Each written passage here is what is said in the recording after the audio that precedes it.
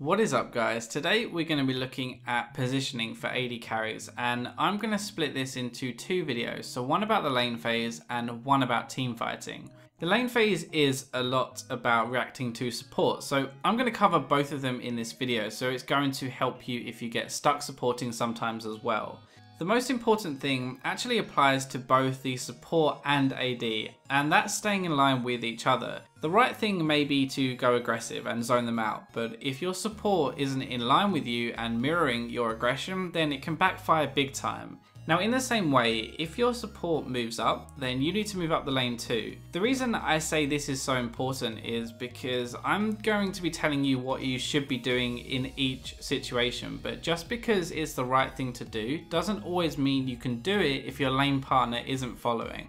The second thing I want to mention before I go more in depth about positioning is specific to ADs, and that's how you stand when you're CSing and you're trading. Now it all revolves around the idea of you being at your max attack range at all times, unless you're going to go for a kill. Now when you're CSing, you should be backing out after each CS so that you don't end up taking any free damage. Simply, you're going to be going in, out to wait, and then back into CS again. It's actually really hard to trade with someone who's doing this because they're between 500 and 600 units away, whatever their attack range is, from the closest minion, and it's a good way of CSing if you actually don't want to fight. Now a lot of where you position in lane is about zones of control, and what I mean by this is basically the range around a champion where they can have an impact, I guess. Now let's look at this matchup really quickly on the screen, and we'll focus on the Lucian and Thresh because that's one of the most popular lanes right now to play and to play against, and you'll be able to apply it straight into your games. This green area is Thresh's zone of control, and that's really just going to be his hook range. At any point he can throw that hook out, and so this is the area that he can influence in the lane. Now say for example he throws the hook out and he misses, so this is where his zone is going to shrink right down to his flay range because there isn't the threat of the hook anymore. Now when we look over at Lucian, his area is actually really big, and it's because he can dash forward. Now his basic attack range is obviously way lower, and I'm showing this as the inner red circle, so that's a danger zone where he can trade with you more freely, but the blue outer zone is where he can dash to you to go even more aggressive. The reason these areas are so important is because they dictate where you should be standing. Either you're going to be using them to play aggressive, or you have to respect them if the enemies are stronger. Now some of these things I'm going to go over you might actually do anyway, but you probably don't think about it as much as it's just habit, and so thinking about them properly will allow you to win your lane or at least farm a lot better.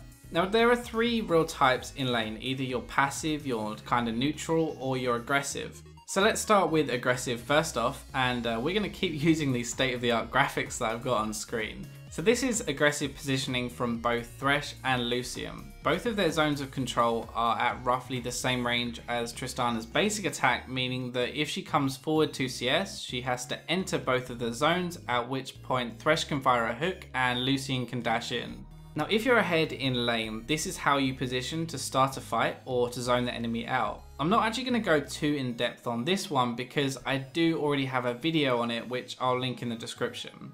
The second is what I'm calling neutral, and is your standard lane where both sides are as strong as each other.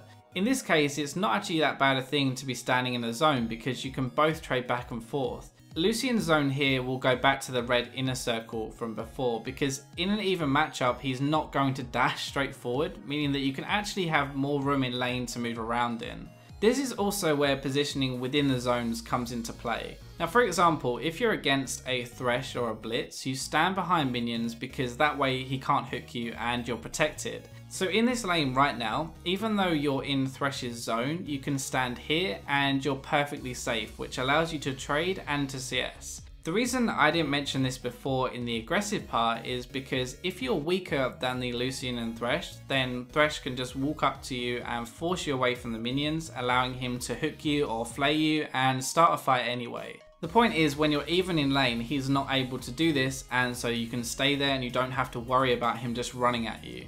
The final type is passive, and this is when you're behind. Now, when I watch replays from lower elos, even sometimes as high as plat, people tend to not respect when they're behind, and it often means that they just tie a lot and the game snowballs. Now this is all about your enemy's zone and how they're using it, because if they aren't using it properly, then you can still farm pretty easily. It's really just the aggressive type turned around, so you have to respect the enemy's zone because you can't fight them, and if they use it to zone you out, then there isn't much you can do.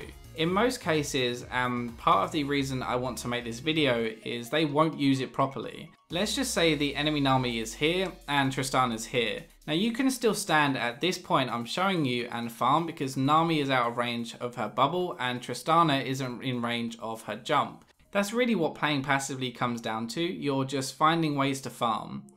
So I hope you guys enjoyed the video. These are the basics to laning as an AD or support positioning wise, and I will be following this up with a team fighting guide for positioning for ADs and other roles as well if you want it. Let me know what you think, leave it a like if you enjoyed it, and I'll catch you in my next video.